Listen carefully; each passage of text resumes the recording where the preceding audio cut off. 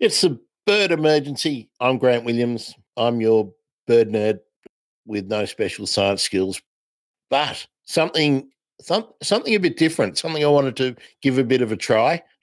We've bounced into another lockdown in this part of town, in this part of the country, and as a sort of, I don't know, my part to try and help out the people who rely on tourism in COVID normal. Let's talk about COVID normal. We're going to do Tour Guide Thursdays for a while. And so today's tour guide is Janine Duffy, who is the co-founder and one of the directors of Echidna Walkabout Tours. But the reason that Janine is guest number one for Tour Guide Thursday is Janine's a bird nut, a birder, one of us, the bird nerds. So welcome, Janine. Thanks for joining me. Let's have a bit of a talk about your tours and a part of the country that we both love. How are you? Oh, great, Grant. It's so good to be here.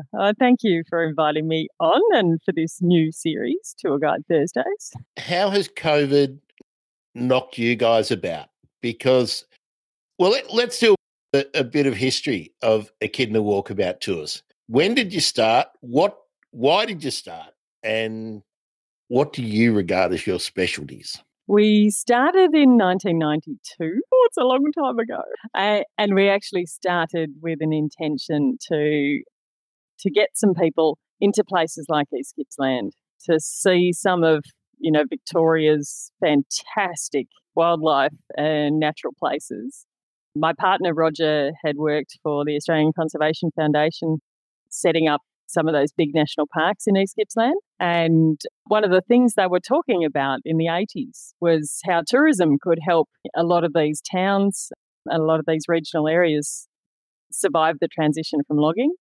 And he wanted to do it. He wanted to prove that it could be done.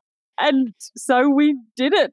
It was the best decision I think we've ever made, Grant. When people think about East Gippsland or Gippsland in general, I think a lot of people turn their minds immediately to the high country.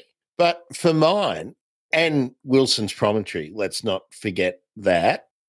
But for mine, the jewel in the crown is Croajingolong National Park, which is a non-contiguous series of coastal strips that sort of runs from Malakuta, sort of, how far? Well, almost back to, not quite as far back as Lakes Entrance, but that really wild, remote, beautiful beaches and inlets is all contained within Croajingolong. And there's some amazing birds to be seen in there. So you go there, don't you? Oh, yeah. And it's one of my favourite parts of Gippsland and really underrated. I agree, Grant.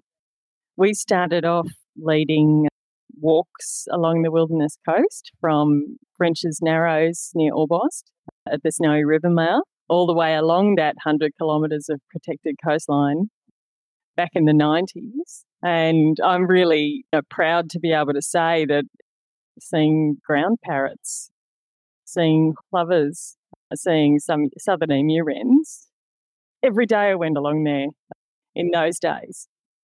So it's helped made me a birder, actually. I was very fortunate to do that then. But there is so much in Eastern Victoria that Melburnians don't even know about. Jewel in the crown, that's what we've got over there. How many of the neophemas have you ticked off along there? Along there, turquoise. I think we see blue-ring parrots over there much, actually. That's all, I think. Well, actually, that surprises me because I've seen blue wings along that Loch Sport spray area. So I'm surprised they haven't cropped up on your radar a bit further. All right, though. Can't go past a turk. That's a good get. Ground parrots, how do you think they're faring after the fires? Not good. So quite a few people have put in a fairly intensive effort to find some over near Malakuta. We ran the Malakuta Birders Big Weekend in March, and a lot of us were looking for them. No luck, none at all. On the other hand, we saw about 18 southern emu, which was way more than anyone expected there to be there after that fire. So there's been some, highlights of hope over there, but I think ground parrots were hit very hard, I'm sad to say. That is really bad news, but there has – look, let's just preface the conversation with we're talking about the fires that engulfed a lot of the east coast of Australia. And what are we getting on to 2 years now, isn't it? This will be the third summer, I think, that when we come into it, we've had – or are we only the second summer? It's only the second summer since the fires. Now, the eastern bristlebird is one of the specialties of that area that you could always hear them if you were in the far east, the scrubby country in Victoria. Are they cropping up nowadays on your tours? We don't take tours so much across to Howe Flat, where they're now occurring, but we do go over there privately ourselves, or if we've got special birders with us, and they're doing okay, it appears. Most of Howe Flat wasn't burnt, thank God. Thank goodness. I'll never forget actually watching that fire approach, watching it jump the inlet, which was a very bad moment in my life. Because that country on the north side of Malakuta Inlet is paradise undiscovered. There's so few tracks in there. It's so underbirded. There could be almost anything there, really, and there's hardly anyone looking most of the time. But I was watching that fire approach, the jewel of Howe Flat, and I happened to be on a pelagic boat trip down at Eaglehawk Neck in Tasmania with Rowan Clark, and I said to him, thank goodness Howe Flat hasn't been taken. And he said, have you looked lately? And I said, what, the last few days? He said, it's heading that way and we're sending in a rescue mission. And I was like, oh. So I thought, at that stage we thought we were going to lose that as well, which, not only is it the last hope for Victorian eastern bristlebirds, but the ground parrots, which had, so much of their range taken. They are still living over there. Rowan found a couple of them, I believe, when he was doing research there after the fires, but not nearly as many as they should have found. So thank you, everyone who was involved putting that out. The only sort of positive I can ever pull out when I think of the plight of the ground parrot, and of course the western ground parrot's situation is absolutely perilous, but at least in Gippsland there are, as you just mentioned, there are so many places where they could be that people very rarely are. And the birders who do go there maybe 2 or 3 times a year, the parrot just might not be hanging around in that area on the day that they're there. So that's sort of knowing how remote and difficult to traverse so much of the eastern part of Victoria is. It's the only thing that you can sort of think, yeah, it'll be all right. I mean, it's not like so much of the rest of the country where people are living sort of cheek by jowl and everyone's familiar with the area. I mean, as you said, there's not even logging tracks in so much of the country, and it was never homesteaded. So the land holdings have not been cut up into 50-acre parcels. There's still massive amounts of public land that is basically not utilised except by four-wheel drivers and motorbike enthusiasts. Virtually nobody else goes in there. What really surprised us, Malakuta Birds, which is my Facebook group over there, local named Keith put up a picture of a white-eared monarch in his backyard. Right? Wow. That, no one saw that coming. This was in March after the fires.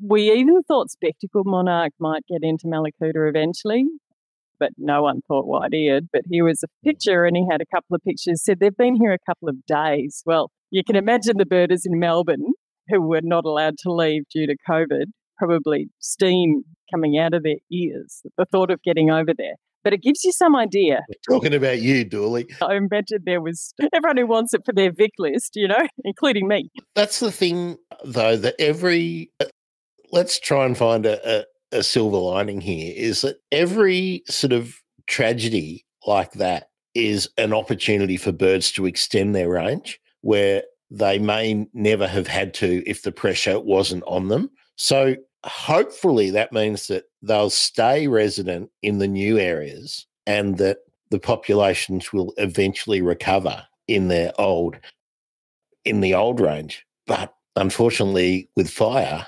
our plant life adapts to fire, but that there's a succession of habitats that happen after fire. You rarely get the same habitat back until maturity, which might be 30 years, might be 40 years, might be 80 years, might be 100 years. So, yeah, be really interesting to see what happens as the special birders that you mentioned monitoring these areas. Yeah. I don't know that there is a silver lining to that fire, though, Grant. I think the only one you can see is that we get our act together now because we can't go through that again.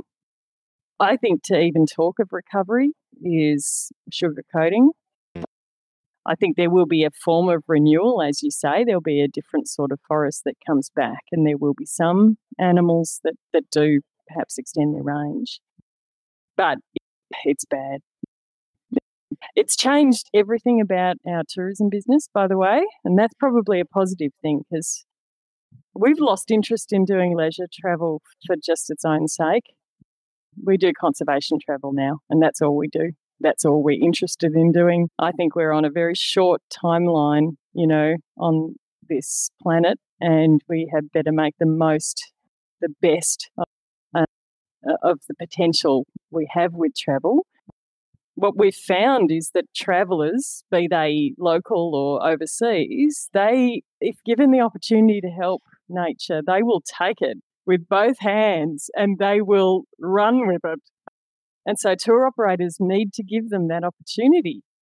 We need to think of ways of saying to our travellers, do you want to help this animal? And this is what you can do to help it. It's not just a matter of pulling out your wallet. This is, why not clean up this beach? Why should there be rubbish on it? Why not pull out these weeds? They shouldn't be here.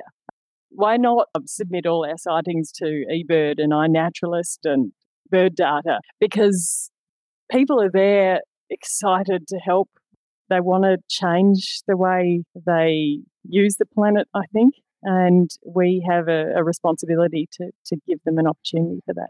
When did your business take that turn where just leisure tourism, which I'm guessing before the pandemic was what paid the bills? When did you pivot? Let's use the jargon. When did you pivot to only be interested in nature tourism, conservation tourism, beg your pardon? And what do you offer to your clients to actually make a difference for them to, after your tour, to actively make a difference? We started this slow pivot in about 2012 when we started asking all of our guests to pull out a weed to help a koala. We were not sure that it would work, and some people laughed at us in the industry and said, that's not going to work. Well, you know what? It worked.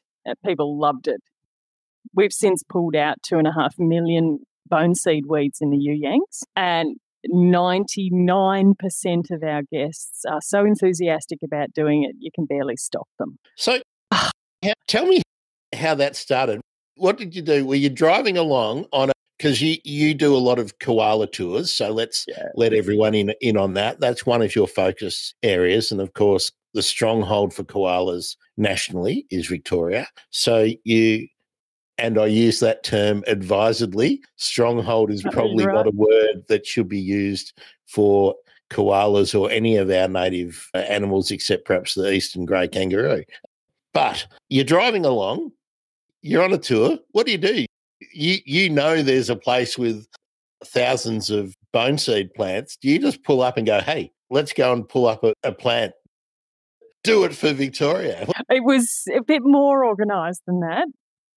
We had decided we wanted to bring in a conservation action on our tours, and we knew that koalas and the Yuyangs were affected by bone seed. So the way we knew that, Grant, is we take observations of every koala we see and a GPS location, and we could map the locations of koalas over the bone seed infestation and found that koalas were not where there was a lot of bone seed. So we thought, let's remove it and see what happens. And we found koalas using trees they had never used within days of us removing the bone seed from around the base. Now, bone seed's stinky stuff. Do you reckon that might be what it is? They don't like walking through it to get to it. I think they don't like walking through it. I think they're probably intimidated by what might be in it.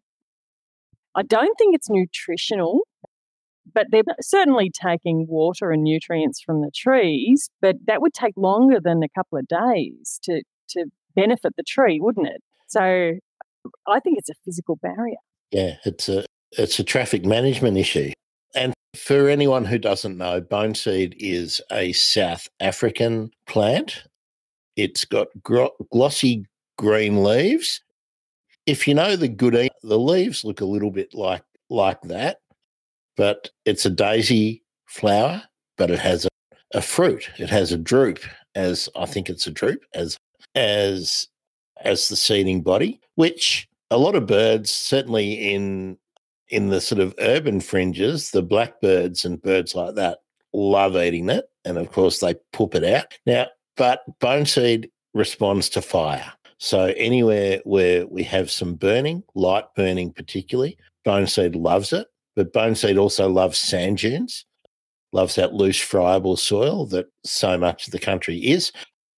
It's a horrible thing. It stinks when the weeds are crushed. It has a horrible odour. A bit like what it always reminds me of is, you know, the little cabbage white butterfly moths. And when you're a kid, if you ever squashed one of the caterpillars, it smells like that. The horrible, stinky stuff.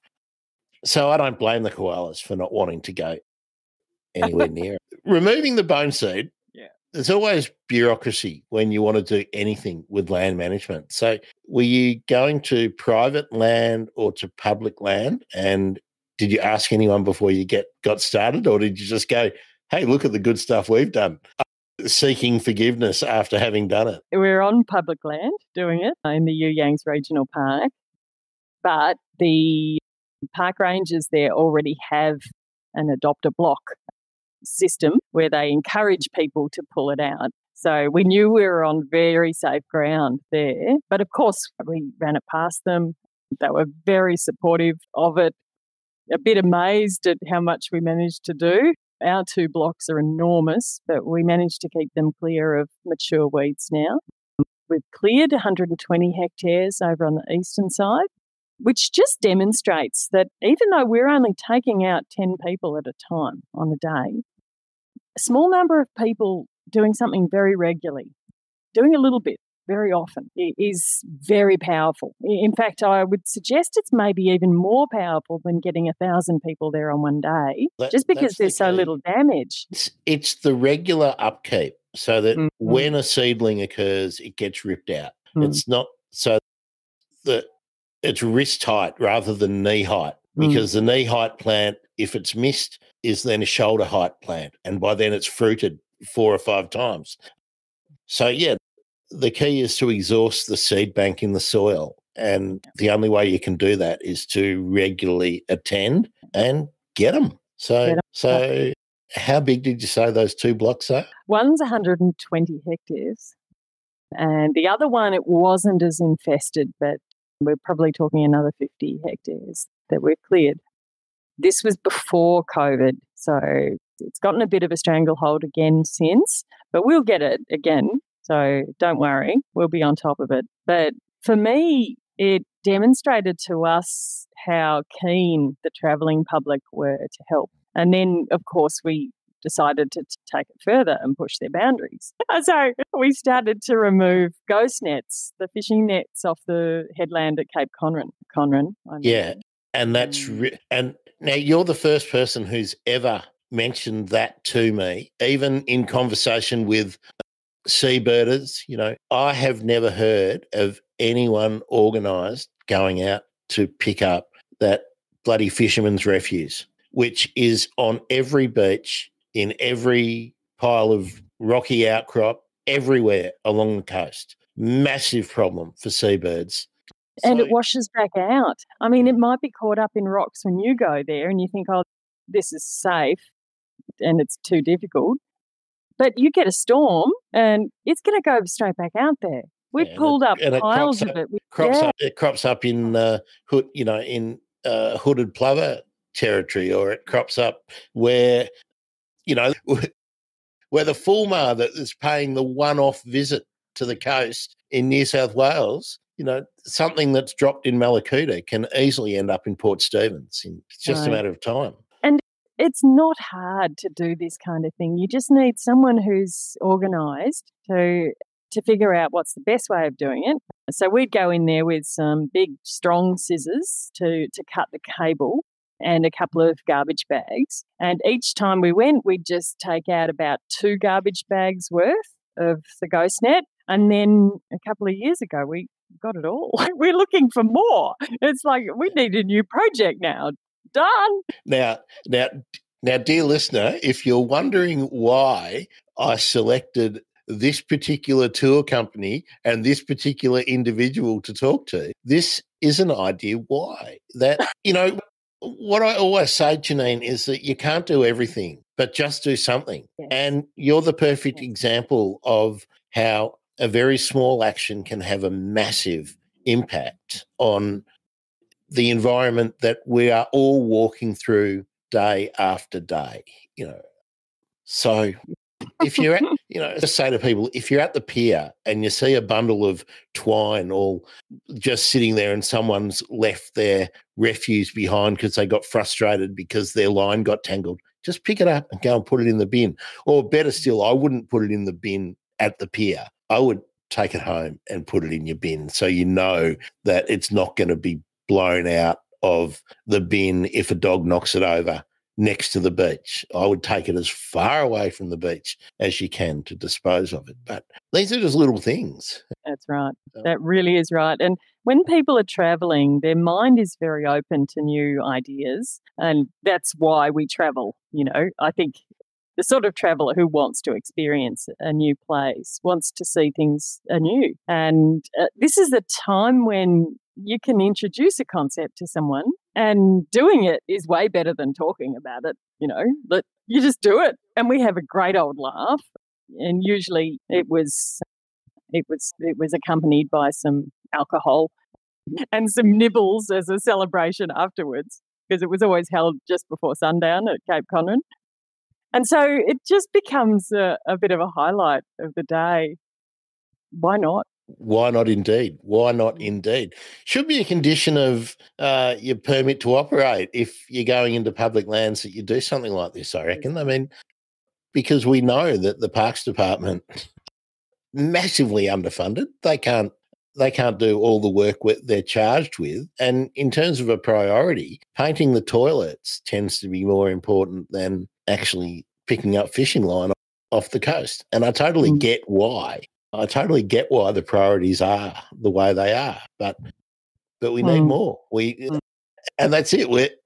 Everybody that manages public land is always out there with a begging bowl because there's never enough. So let's use the tourists. Let's use the tourists. So they want to do it. Motivated tourists will do massive amounts of work, as you have attested to with the bone seed removal. And what amazes me is that governments will do things like, well, let's use prisoners, right? Let's use prisoners to do work. Now, I'm not going to knock the work that they do. And look, there's prison gangs working out there around Gippsland Lakes and whatnot all the time. But they're not highly motivated individuals for that task. So wouldn't it be better to put the funding into people who are highly motivated and actually make a difference? So just putting that out there. All right. Let's talk about your tours. Let's talk about first your specifically bird-focused tours. What are you currently able to run, and what have you got planned in the, let's say, the medium future? We don't know what's happening in the short-term future. We have got some fantastic things in the medium future, and we've been doing a few tours actually in these windows that we've had. Mungo in southern New South Wales is a particular favourite and has been very popular. You know Mungo. I do. I love Mungo. Been there a few times, and it's.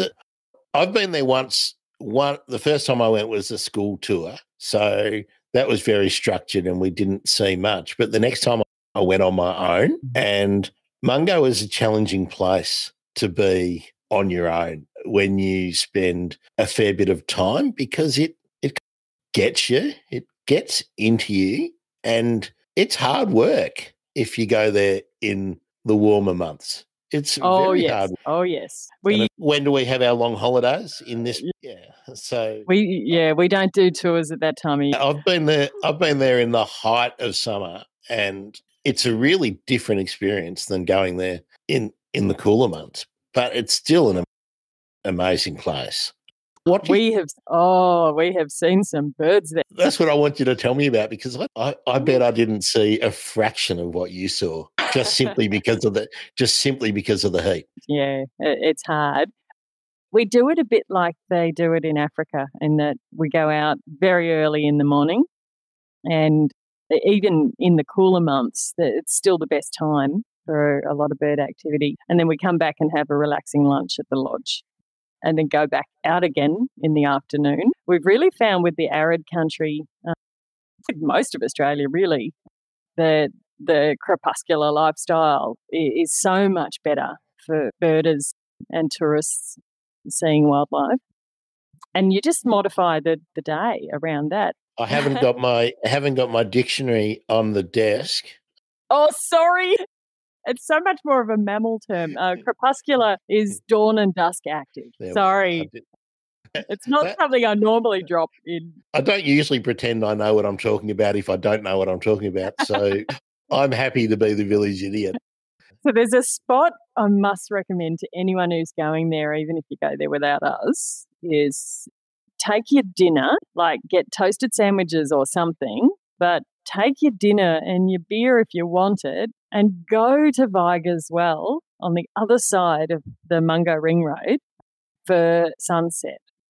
No one else will be there because they've all gone home for beer o'clock at the best time of day when there's absolutely everything going on. We've been there when pink cockatoos have been sharing tiny water holes with western grey kangaroos and red kangaroos, galahs and mulga parrots and mallee ringnecks and just everything. Oh, there's crimson chats up there at the moment. Orange chats having baths in the water. Yeah, I did see someone making a fuss about crimson chats coming into the extreme south of their range recently. Yeah. So what are some of the real highlights on the trips that you've made to Mungo that a list-keeping birder would go spare about? The spotted bowerbird that I missed, that my partner got, hasn't been seen in that area like a decade. Luckily, they got a photograph. And there were actually a few records in the area at that same time, I think, a couple of years ago. The chestnut quail thrush is always a bit of a highlight. Very difficult to see at the best of times. It's always a good one. And they can be reasonably reliable in certain spots, but hard to see. That's always the trick. What else? The crimson chats and the orange chats always stand out for me as something special. They're not always there. Cockatiel. Flocks of cockatiels are pretty amazing when they turn up. It's a white-fronted chat, which is sort of a common chat, even though so many people will never see it. Is that hanging out there too? Yeah. They're the most common one. And so you see them, and then there'll be one in amongst there who's an orange chat sometimes. Oh, we saw a budgie fly over once. That was spectacular. We were with a birding group from the US, actually, so it was pretty good. They were very excited. And it's the variability of the arid lands that I find really exciting as a birder. It's not reliable. Nothing's reliable, really, except maybe mallee ringnecks. But seeing, oh gosh, is it a noisy firebird? A little firebird down there near Mildura one time. You know, you get these influxes because of the conditions, and good rainfall leads to really good birding conditions for sometimes 2 years afterward. So some of them come hard on the heels of the rain. Others come later when the vegetation has benefited from the rain but has already gone to fruit and seed and that kind of thing. So it's an exciting time. When you do the Mungo tour, do you swing past Menindee, have a look at the lakes, and do you go to Mootwingie as well? No, we're the slowest tour operator in the whole world, Grant. We tend to go to a place and just stop. So Mungo's enough. We do a 5-day tour. 1 day is Hatta on the Vic side. Hatta is amazing. But the rest is Mungo. And Hatta's quite a large area to check out. So do you go to like the Lake Hatta, Little Lake Hatta, or do you look at, that Broken Creek, that part of the park? Where do you go? We mostly go into the main visitor centre, the big lake at the bottom there, and then we go straight up through the middle, if we can, past Mornpool and the other small lakes, up towards the top road, which goes out towards, where does it go? You know where I mean, the road that goes right through the middle. But we only have a day there. The rest of the time is in Mungo. But we try not to drive a lot on our tours because it's hard to see birds when you're driving, really. Do you walk around Mornpool? Do you walk around the whole lake, or do you? No. We don't hike for the sake of hiking on our tours. Everything we do is in order to see wildlife. So we will walk a short distance if we need to, a kilometre or two, if there's a lot of wildlife going to be at the end of it or along the way.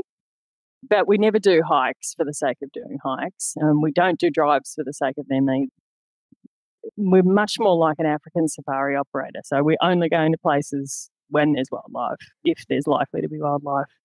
I couldn't care less about the tops of mountains or lookouts or anything unless they've got something to see that you can't see halfway down. Another distant valley. Oh, where's the bird? I used to travel with someone who would pull off at every scenic lookout and kill me. How many different angles of the same valley can you see? I think I'd rather check out the towns and then check out the riverine locations, but no, we've got to go to lookout. Yeah. Another place we love is the Northern Territory, the top end.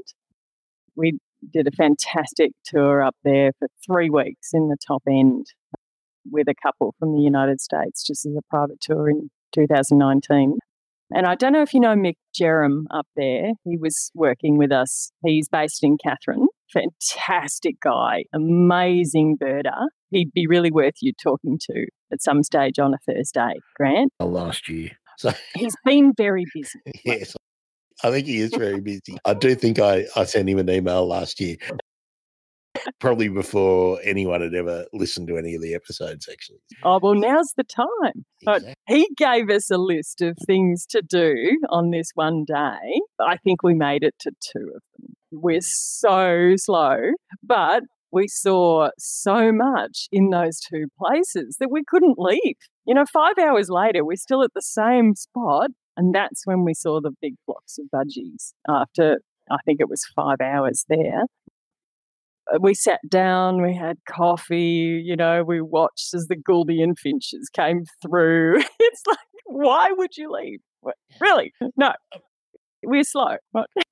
Look, I don't know if this is the way you tend to be when you're not working. But I always like to go back to the places I've been before rather than continually wanting to go to new places, because I like watching how places evolve and how they change and the seasons. And do you prefer to race around to new places or to go to familiar watering holes? I love to go to familiar places because I think you see more when you've been there a couple of times before. You know the spot where that's my partner just walking in. You know the spot where the oriole was nesting last time. So you have a look up there and you go, oh, look, there's one there. And then you see everything else that's new as well. I do like to see new places too. So it's a juggle sometimes to choose whether you go to a new place or whether you go to the same place, and you just have to do a bit of both. Yeah. That's the hard thing, isn't it? And sometimes it's easier to go to the same place. And if you go to the same place, you might see more than you saw before. So it's like colouring in a colouring book. You can finish the drawing sometimes if you go back to the same place rather than start a new page. Yeah, it's great. So what have we got? We've got East Gippsland. We've got the Northern Territory. We've got Mungo. Where else are your specialty places? We've got a new one which is coming up, Exmouth Ningaloo in WA, which I think is fully booked actually. No, there's a couple of places left in September. And we went over there initially ourselves a couple of years ago to see friends who run Exmouth Dive and Whale Sharks. Great people. Very strong conservation ethic, and we love what they do. And I think we were there for about 4 days and we could not bear to leave. There is so much wildlife around Exmouth and the Cape Range on land as well as in the water. So the whale shark that we went there for was a tiny part of the experience. So we said to our friends over there, why aren't you doing land tours? My God, this is amazing. And they said, oh, really do land tours. So we put together a package with them. It's partly on boats, doing some private boat trips with them into the Exmouth Gulf as well as out into the reef, because the Gulf is absolutely full of marine life. But people don't go in there on the regular sort of scheduled tours. But there's a good chance of seeing dugongs if you go into the Gulf, and who knows what else. Wow, amazing. And we're going out to the Murin Islands as well to do some survey work on there. The Murin Islands are just off the Cape Range Peninsula. There's 2 islands, and go and look for a bird list on there of that island, and there's barely anything ever been done. Scientists have done it, but regular e-birders don't they don't get there, I'm guessing. Is it part of a park or is it a private holding? It's part of the park. And what do you expect to see there? Good question. I'll be cataloguing every reptile I see because I think they're underreported in a lot of places, especially the arid lands. I'll be taking photographs of every plant as well that I can see because I think it's really important. From a bird point of view, I think Spinifex bird has been recorded on the Murin Islands, which would be a first for me. Yeah, it's pretty unexpected, I would have thought. Hang on. It makes me want to check on my bird list now. But there's some really interesting birds in that area. The Rufous crowned emu wren, the Rufous field wren, all there on the Cape Range. There's a chance they could be on some of these islands as well. Not very far. It's easy, close to the mainland, so it won't take us long to get out there. Snorkelers go out there, divers and things go out there, so the underwater life's been, reasonably well catalogued, I think. But the land... Well, hopefully there isn't a big pest issue there, them being so close to the mainland. Or hopefully people haven't been dumping their unwanted cats or something out there.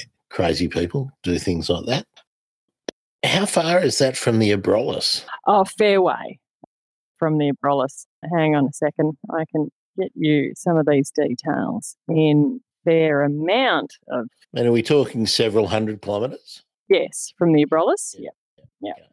I would say. Now let's see. So off the tip of the Cape Range, so north of Exmouth, the Muir Islands are only 10 kilometres off the top of there, heading towards Onslow, Barrow Island up there. Okay. And the Abrolhos is way down over here. Where's that? Oh, that's West Wallaby. Yeah, probably 200 or 300 kilometres. Yeah. So you might have a few of the same species, but unlikely that many of the bush birds are going to be the same. No, that could be quite exciting. And I had to talk to a scientist who'd done some work over there, and he said, yeah, it's teeming with life. Amazing. So yeah, I just really see, even if we don't see anything that's rare or endangered, I just think it's really important to fill in these gaps in Australia, because we are a small population with a huge continent, and there really should not be a single square on eBird that's not had a survey done in it, really. We should make a bigger effort. And one of the great things about going to an island that people aren't really interested in except for swimming around it is that you see an intact habitat. And so you can see what it would be like if we didn't have goats and sheep and cows and rabbits and whatever not running around on all of these worn places on the mainland. So that's part of the learning experience. So if someone goes on one of your tours, how many people are they going with? It's not like a bus of 45 people doing sing-songs, is it? Oh, hell no. No, most of our tour groups are 8 or less. Occasionally we go a little bit over if we're doing something special like Exmouth, but they're very small groups. So if you take a group of 8, how are you travelling? Is that like two tricked out 4-wheel drives, or you take a 4-wheel drive and a mini bus? Yep, all of the above, yeah. Whatever we can get hold of, yeah. Sometimes there's mini buses available. Sometimes it's 4-wheel drives if it needs to be. The vehicle is something that needs to be comfortable and work, but it's certainly not our main focus. It's just a means of getting from A to B in a certain amount of comfort. And the same with accommodation with us. We're not there because of the fancy accommodation. Look, that's great when you're going for a honeymoon. But we stayed in Timber Creek with these wonderful Americans in a motel room that was, just basically managing. We didn't care. I mean, we saw Gouldian finches and black bittern. I mean, why? And budgies. Oh, who cares what you stay in as long as it's clean and has a dunny? That's right. Well, I always just take a swag, so I prefer to stay outside rather than inside. But but sometimes you have to watch the news, don't you? So. Well, it's lovely to stay in a place that's nice. If there's an option, we'll take it. But no, I'd much rather go to a place that is absolutely full of wildlife and stay in a place that's a bit ordinary. And now for people who are curious to maybe be part of your tours, I want to know generally who are your customers? Well, I'm biased, but they're awesome. They are interested in everything. Generally, most of our clients are not full-on list tickers and very happy to spend quality time with a really special bird rather than dashing off to tick another one, if you know what I mean. We have taken some list tickers on tours as well, and we've had a ball with them. So there's a bit of a blend there, but I think the bulk of our clientele are just as interested in learning about different species of kangaroo, how to recognise different rock wallabies, reptiles, plants to some degree, and birds. So the whole thing, which is how we are as well as people. If it's wild and it breathes and it's native, we love it. If it's a bull ant, we love it. There's no limits on that. Fauna is exciting and fascinating to watch, and we love it. And before we had the COVID situation, were most of your clients internationals? Yeah, about 99%. So how have you managed to exist where the only people available to go on your tours are Australians? How are you finding, well, have you had to shift your marketing message much? And are you breaking into that domestic market now that people can't go to Paris or can't go shopping in Milan? Or Yeah, and what we're finding is really exciting is that Australians are renewing their interest in Australia as a result of this. And it's not just that they're being forced to stay here and they've got no other option. I think there's been this build-up of genuine interest in more of Australia that's been happening over a decade. And this has given people a fantastic opportunity to explore that and to maybe get out of their habits of going overseas and get into a habit of staying here more often, which is great. So we were starting to work into that world a little bit because of trips like Exmouth and the Northern Territory and Mungo always had more appeal to Aussies than some of our other tours. So we were starting to work with that already. And then COVID gave us a fantastic chance to just think about what we wanted for the business and reset a lot of things that we just didn't have time to do before. We were so busy. It was a little bit crazy, actually, because Echidna Walkabout pre-COVID was very successful and we were run off our feet all the time. So now we've had a chance to have a really good think about where we want to go and make some ambitious plans, make some controversial decisions about how we go forward and test it out in a market that's completely new. I can't resist controversy, Janine. So can you tell us a controversial plan or two? Yeah. By telling the market that it's conservation, whether they like it or not, we will lose some travel agents, I think. We will gain some, and they will surprise us. The ones who jump on board, in a big way, might not be the ones we expect, really. But we'll be saying no to some of the tours we used to do in the past, and that and we already have actually, and I know that's caused some disturbance in the marketplace. Can we talk about that? Because I'm not 100% sure what you mean. So I'm pretty sure that most people won't be aware. So what do you have to say no to, and what would cause a travel agent that had been a partner of yours in the past, because that's what it is, it's a codependency, what would cause them to say no about a conservation tour focus? Well, the big one is that we've effectively stopped running day tours, and that's caused a little bit of a disruption. So what was a day tour? Because from what I could see, is that most of your tours seem to be multi-day sort of expeditions. So does that mean you don't do day tours from one of the locations that you visit as part of another tour? No. Okay. How does that work?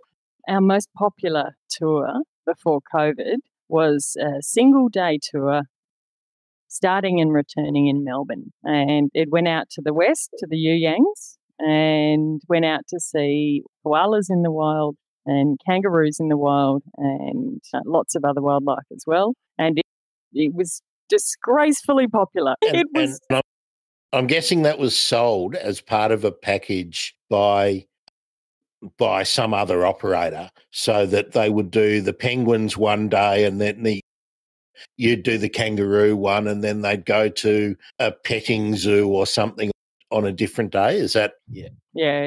It was an easy sell for people who are coming to Australia for 14 days, where you do 2 nights Melbourne, 2 nights Sydney, 2 nights in Cairns. So they don't have time to do any more than a day tour, and we slotted in very nicely to that particular program. So in saying no to those, because we really believe that the amount of fuel involved in running day tours is hard to justify for an operator like ourselves. The impact of day tours on an area very close to a large city is really noticeable, and that the best way we can support our wildlife and our regions, our local communities, is to get people out of that radius, which means staying 3 or 4 days in a place like Orbost. Well, I can take 8 people to Orbost for 3 nights, 4 days, and the town feels the benefit of those 8 people. Whereas I can take 8 people to the Yuyangs, the town doesn't feel any benefit at all, really. Well, it does, but it's small. You know, it might be the cost of lunch. It's 10 cans of Coke, half a dozen pies, and a few bags of chips. The equivalent of, exactly. We hadn't talked about this beforehand, so it's really interesting that these things have come up. That I'm guessing when you say the fuel is hard to justify, you're not talking about the $85 or $150 as a business expense. You're talking about the miles, the carbon impact, and the footprint that a day tour leaves, because you're there, I don't know, let's say you did 50 in a year. There are other operators who are going on different days, so that small patch of ground is being hit every day by a whole bunch of people gawking with binoculars or whatever and tramping on those paths, the compaction and all that kind of stuff. That is not good on any natural system. Here's an opportunity to be controversial. Do you think most tour operators even factor that in when, like, do you think that they have that the less than obvious impacts part of their cost benefit analysis each year? I think that most small and medium tour operators in Australia, which by the way is 95% of them, are just managing to make a living. They don't have the luxury of making a choice like we've just made. That was where I was going to go. The imperative to turn a dollar overrides, well, what you and I would say is doing the right thing, but that other people would say, no, it's a necessary compromise. Yeah.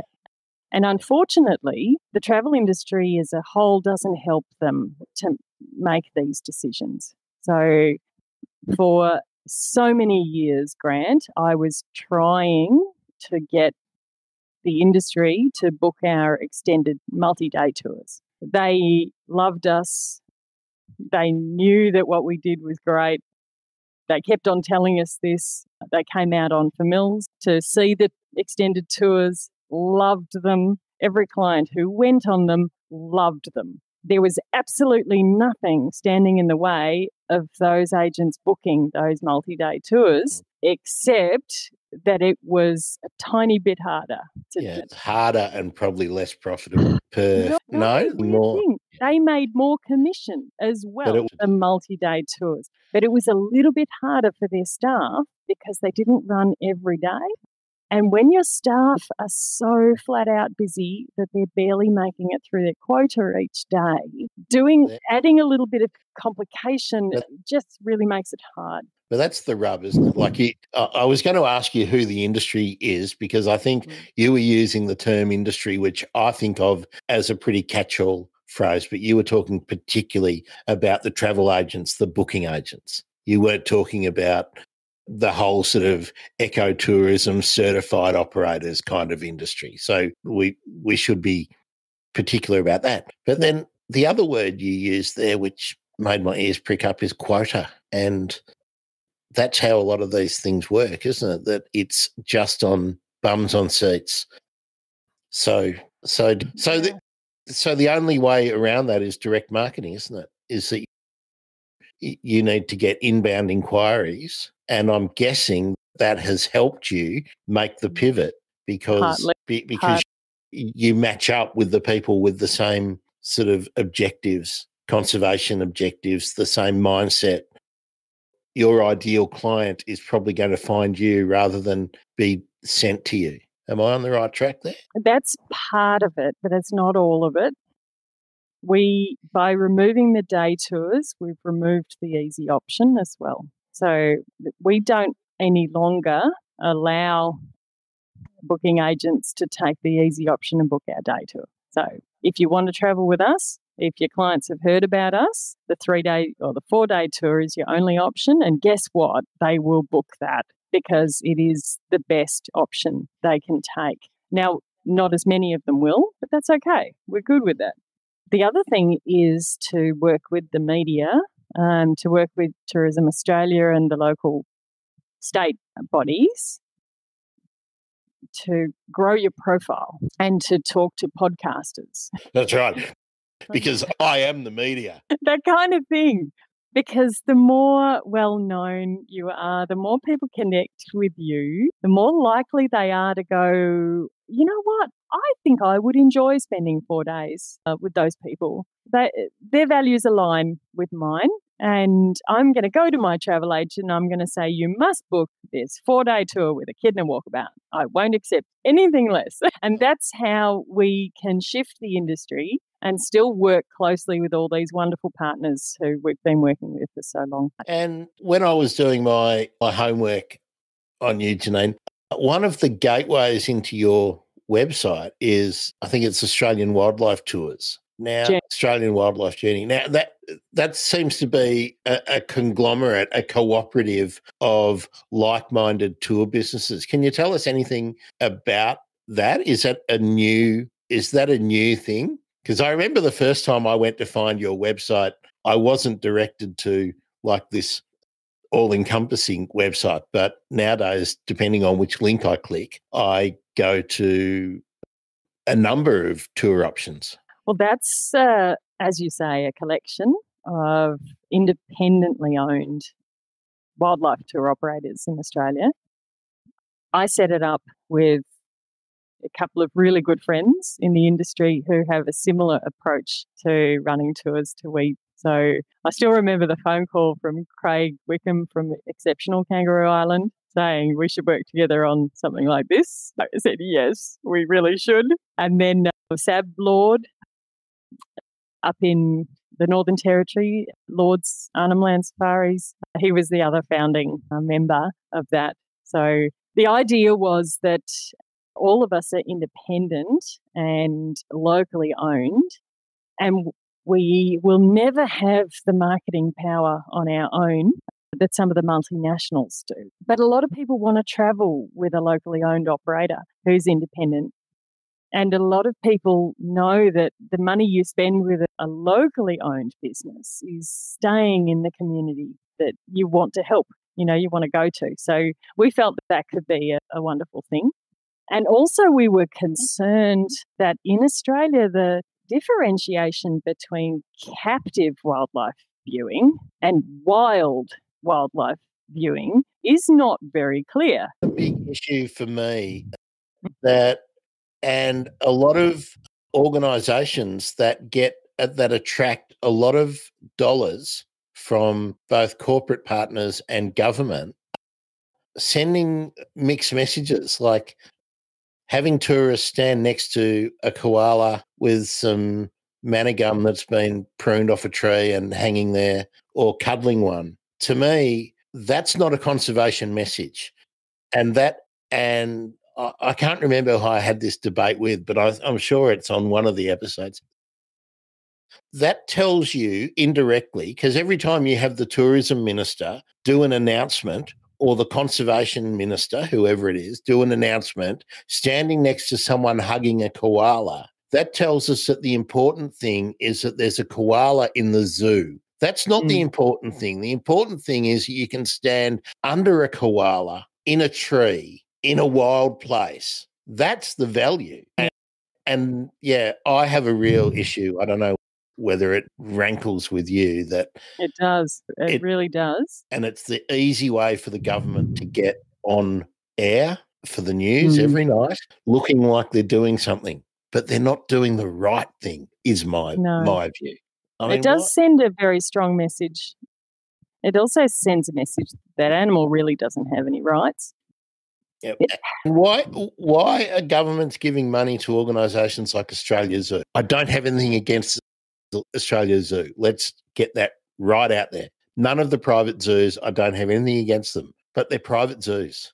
So why is government money going to them unless it's a program run by the government that they get a bit of a part of? But it seems to be that they come up with a program and then the government funds them. Am I right? Far too much focus on it in Australia, and we're not we're not on message with the rest of our travelling public around the world, I'm afraid. Most of our clients from overseas, if they walked into an airport in Australia and saw a picture of a person cuddling a koala, they would be disgusted that a government would support such a thing that is well known to be, irresponsible. If I walked into an airport in South Africa and someone was cuddling a lion cub, I would be disgusted. And it used to have that, and those were taken down because it's known to be just a bad message to give the world. Unfortunately, I think... Well, a lot of African countries have got this dilemma in that they go, come to our country and shoot our wildlife. Good for tourism. We're preserving lions so that someone can shoot them and hang their head on the wall. It's bonkers. If they're worth preserving, preserve them. And yet some of them, even with high levels of poverty, have managed to resist that. And I think there's no wildlife hunting allowed in Botswana, and I think that's still the case. They've got much greater pressure than us, and yet they've been very strong in some of these, in some of this area. Australia can do a lot better, I think, with a lot of these things. So our clients don't want to go on a jumping crocodile cruise. Choke out for a crocodile? I mean, birders generally understand this very well. You can't tick it if it's captive, can you? No brainer. And yet for some reason it's okay when it's a koala or a kangaroo. No, it's not okay. Seeing an animal in the wild has the most conservation value. And you indirectly or directly are supporting the places that have protected their natural landscapes. So we go to Orbost, we love Orbost. It is surrounded by national parks and fantastic wildlife. Now, you can say whatever you like about the logging industry. It was very damaging. But those people over there who we go to see now have had a part to play in protecting their natural land. And that's big, and they've got wildlife. So we go there and we support them. And that's how it should be. And if a community works hard to resist habitat destruction, to resist, housing developments that are unnecessary, they deserve to be rewarded by people like us coming to visit their wonderful place. That's what we do. And that, I know we're time's marching on, but there's one of the great conflicts that, and it's an artificial conflict, that if you're a greenie, you have to be against the people who are engaged in logging. No, you don't. And I don't think anyone sets that up. What you can be against is unsustainable logging, unsustainable practices. And what we need to all do is insist that any of those activities, be it four-wheel driving, be it anything, be it tour guides into any national park, into campsites, it needs to be done in a sustainable and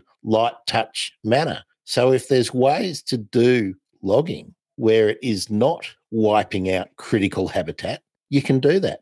But some industries are mature. Not every town has a printing press and a newspaper anymore because that industry has run its case. The only place you're going to see Cobb & Co now is on the side of a bus. You aren't going to see Cobb & Co on a stagecoach because some industries run their course and people need to be found another way to make a living. And it seems to me that people who know the forests can become essential parts of the tourism industry. We can't punish them forever for having had logging businesses. That just doesn't make any sense. They have transitioned, is my point. I'm actually against logging of native forests now. because I think the time has come for it to stop. The time came 20 years ago, I think. Yeah, and especially in point- some habitats. Yeah. Some habitats can still manage some kind of harvesting, but not the clear felling that we're doing. It's bonkers. And so, I think you got to look for the people who are doing the right things and support them. You can't just boycott an entire town, because one person did the wrong thing. The people who are doing the right thing deserve our support. Absolutely. And the carrot has to be out there. And if people can make money out of tours and preserving locations and improving facilities for bird nerds and animal nuts, if you can do that and you can turn a sustainable dollar, well, let's do it. Let's do it. Let's all. Well, Janine, I know we've been going for ages, but do you want to do the bird emergency questions? Yeah, I'm having fun. Good. I know because you're not you are a self-confessed bird nerd. So let's see how we go. Your favourite bird? It's whichever one is in front of me. Hard-hitting journalism on the podcast. Okay. I'll give you one. The favourite bird that I haven't actually seen yet that I'm dying to see is a Chatham albatross. Well, that's your bucket list bird. Oh, sorry. Okay. Favorite bird is painted honeyeater. Painted honeyeater. That's a ripper. Yeah. That's a corker. Yeah. How long are they going to be with us? That's the big question, isn't it? Love the painted honeyeater. I love the painted honeyeater. Have to put a picture up for that one because heaps of people won't know it at all. So your bucket list bird is the Chatham albatross. Have to do some cross promotion when World Albatross Day rolls around. And in the process, we did World Albatross Day last year where we got a bunch of experts talking about albatrosses. This year I've set myself a challenge. How many species of albatross are there, Janine? Can you remember? Depends on the taxonomy that you choose. 14 to 19. Yeah. Some people say 12. Some people go up to 22 even. But I'm trying to do an interview with an expert on every species of albatross. So set myself. Hey, if you're into albatrosses, hit me up on Twitter or, that's the best place to get me because I'm still looking for some experts on some albatrosses. It's pretty hard. Oh, I've got a few experts I know. Oh, yeah. Well, send them over to me because, that's going to be World Albatross Day. I'm glad you're into albatrosses. Don't lay a hand. We are so lucky in Australia. It is just like living in albatross heaven. Go to Tasmania and see 10 species. It's incredible. I mean, the only place that might be better would be New Zealand. But New Zealand. What's your favourite piece of kit when you're out looking at wildlife, out looking at birds? I'm a binoculars girl, not a camera girl. I don't go anywhere without binoculars, really. And I've got the little harness thing, the bra. Love it. I love it. Yeah. Certainly does. I need to have a hat on if I'm birding. There's too much glare if you don't have a hat. And have you got the neck bit? Are you protecting your neck with it? Oh, yes, of course. How about Steve? Has he got that as a fashion accessory under his hat? My partner? Yeah. No. He goes commando under the hat. He just gets a very brown neck. Very good. What field guide do you use? A, B, G? I resisted for a while. I was a Simpson and Day girl, but this one is so good. And are you migrating over to the apps as well? You're using eBird all the time? Yeah, all the time. Too much. So as you see it, are you entering it or are you keeping a paper note as you go? Yeah, I'm using the mobile app at the time. I love it. It's so good. And it means I list more often than I would do otherwise if I was double handling it. And I just do little lists all the time, 20 minutes here, half an hour there. Not just in the backyard, but whenever I'm in a good birdie spot, I'll do a list. I love it. Do you know your number? Well, how you allocate your numbers are up to you. Are you keeping an Aussie list or? So worldwide 1,200 and something, but that's Africa and Australia 500 and something. It's pretty good. You're well on the way. But the Vic list is maybe my most important list because I really want to get up to 400 in Vic. I'm not there yet, though. I'm still a way back in Victoria. But I just love my Victorian birds. I just love seeing it, but in my own home state. Well, have you got a backyard list? No, I don't really have a backyard list. Port Melbourne. I don't know. Have you got the eastern spinebill at home? I have had, yep. I saw one today, actually, down at Westgate Park, which is in my backyard. So, 347 in Victoria. Yeah, so I'll get there eventually to 400. All right, well, the bucket list bird, you've said you've got an albatross. So what's your bucket list Victorian bird? What's the Victorian bird that you haven't ticked off yet? That's an easy one. Oh, the rose-crowned fruit dove. Where do you think you're likely to encounter that? I mean, it's going to be... Yeah, but there have been a handful of records of rose-crowned fruit doves in East Gippsland over the years who have only been found because they've hit a window and died or something like that. One has made it to Tasmania alive and was ticked over there by a bunch of people. Those birds are coming through Victoria, but they are not being ticked alive. Why? This drives me crazy. I think the answer to that is that they are moving through areas where there are not many people, and they are not birds that demand your attention. You need to be out looking for them. Yeah, I think that we've got probably... I think in eastern Victoria there's still probably a lot of birds that are moving around that just haven't been seen, you know. I agree. I've spent the last few years on this project trying to figure out where they might be or what they're eating, and I've learnt so much doing it. It's been a fantastic journey. I may never see them with my own eyes, but if someone else sees one alive, I will just be so happy. So what do you think's been like your most exciting get in Victoria? Let's keep it focused on Victoria. What's giving you the biggest thrill when you've been able to enter it into eBird? Honey. And where did you see that, up near Mildura or the Yuyangs? You saw that in the Yuyangs. Fantastic. Yeah. Well, they get around. I think it remains the only site record in the Yuyangs. There was a herd record a few years before me. This was quite a few years ago, and I was out there and looked up and saw a bird that I didn't immediately know.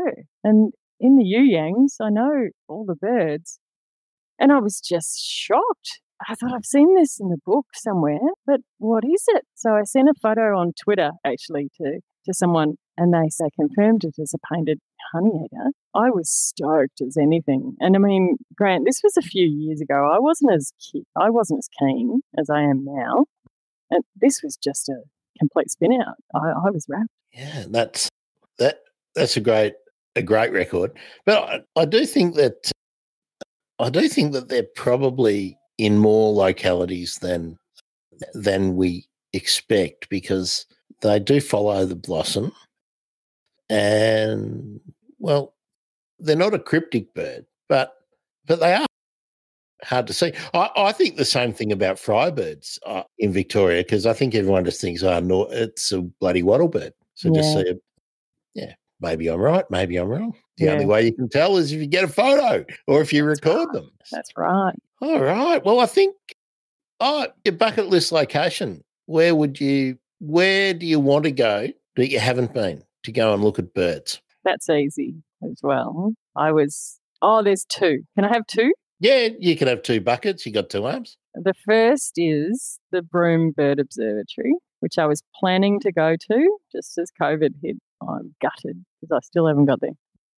I love shorebirds. Oh, gosh, I love shorebirds, especially big flocks of shorebirds. I just can't wait. And the other one is Bremer Bay, the pelagic trips that a friend of ours does, the Naturalist Charters trips, where they go out to see the orca to the way east of Perth. We were booked to go there in April 2020 for my 50th birthday. Now, I just had a cursory look at my atlas, way east of Perth. Way east of Perth, but over near Fitzgerald River National Park towards the Great Australian Bight. Ah, okay. So southeast of Perth. I was just thinking. Yeah. If the orcas have started to catch the Indian Pacific, where are we going? And they're seeing some interesting petrels out there. And wow. Yeah.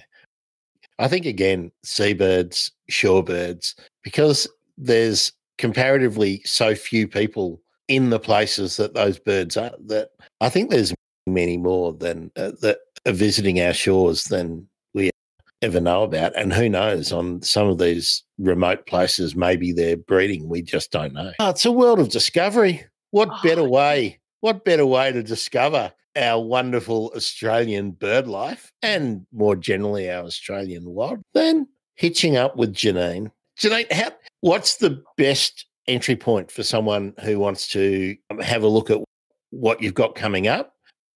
Are you happy for people to seek you out and ask some questions? Maybe there are some questions that we haven't covered in the podcast. There might be the odd other question that someone wants to ask.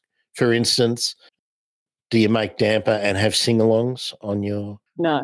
How can you be an Australian trip and not make damper and have a sing-along? Right. If you want to make the damper, I'm very happy to eat it. Vegemite, it's really nice. But yeah, love to chat. I love Twitter, actually. Twitter's great questions and things like that. So I'll make sure I keep an eye on both of the platforms after this. And the website's the best way to see what we do. So, well, you have to tell people what your Twitter handle is, because you haven't got yours up on the screen like mine. No, naughty me. It's at Echidna Walkabout _. That's a really annoying one. But why? You've got an underscore at the end of it, because someone had called themselves Echidna Walkabout. Because one of our staff set up an account. No, I'm thinking of Instagram. Sorry. No, it's Echidna W. Sorry. It was Instagram. Someone lost the password. Echidna W. Yeah. That's easy. So check out Janine on Twitter, because Twitter's a really, in the nature world, in the bird world and whatnot, Twitter's a really cool place to hang out on. But, bird Twitter's really good. People don't tend to be obnoxious. So unlike political Twitter, which it's just a cesspool, I resist it sometimes because conservation is now inherently political. Yes, it is. You have to be. So let's just end on what's coming up for this year, Janine. What do you hope to be able to get done in 2021, even with COVID buzzing around and our borders closed? Well, I've got 45,000 trees to plant. We haven't even covered your tree planting, guys. I've got 22,000 of them around the Yuyangs, and we're being set back by a week because of this lockdown, which is irritating. But anyway, we'll find a way. And then we've got Exmouth to go to, and then we've got the Top End, and the Catherine Bird Festival is on just after our Top End tour, so we're going to go to that as well. Gouldy and Finch.